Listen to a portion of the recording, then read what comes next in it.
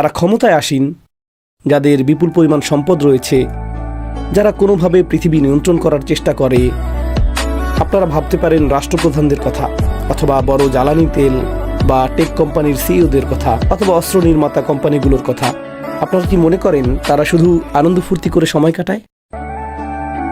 না, আমি নিশ্চিত যে তারা বসে বসে ভিডিও গেম খেলে না। তারা এমনটা করে না। তারা ব্যস্ত। তারা ঘুম থেকে উঠেই কৌশল তৈরিতে ব্যস্ত, চিন্তায় মগ্ন থাকে, একরকম কলকাঠি নাড়ে, একটার পর একটা মিটিং করতে থাকে, আর বাকি সবাই তাদের নির্দেশ মেনে চলে। এমনকি ঘুমানোর সময়ও তাদের মস্তিষ্ক ব্যস্ত থাকে, তাই না? কারণ আধিপত্য বিস্তার, পৃথিবী দখল করা এবং সাম্রাজ্য গড়ে তোলা, এই সব কিছুর জন্যই একটা ঘোরের মধ্যে থাকা প্রয়োজন।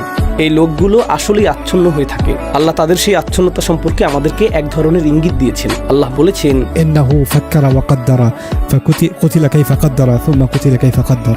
এরা হলো কৌশলী ধরনের মানুষ।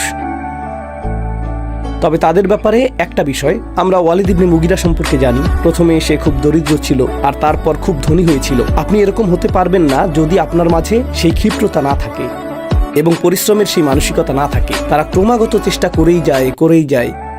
কিন্তু এই লোকগুলো যখন তারা একটা নির্দিষ্ট অবস্থানে পৌঁছে যায়, তারা জানে যে যদি সবাই পরিশ্রম শুরু করে দেয়, সেটা তাদের জন্য ভালো হবে না। তাই তারা নিশ্চিত করতে চায় যে তারা এমন একটা সংস্কৃতি তৈরি করবে যেখানে মানুষ শুধু আরামায়েশে ডুবে থাকবে। কারণ তারা চায় না বাকি জনগোষ্ঠী উপরে উঠে আসুক, তারা চায় এরা একটা নির্দিষ্ট জায়গাতেই থাকুক। তাই তারা এমন একটা সংস্কৃতি তৈরি করে যা মানুষকে অকেজো জিনিস দিয়ে ব্যস্ত রাখে। খেলাধুলা, বিনোদন, পরচর্চা, গল্পগুজব, কবিতা, এইসব জিনিস। তারা হয়তো এর মধ্যে কোনো একটা কিছু করবে, তবে নিজেদের 97% সময়ই তারা ব্যয় করে নিজস্ব মিশনের পেছনে। কিন্তু তারা চায় সাধারণ মানুষ মূলত এইসব জিনিসের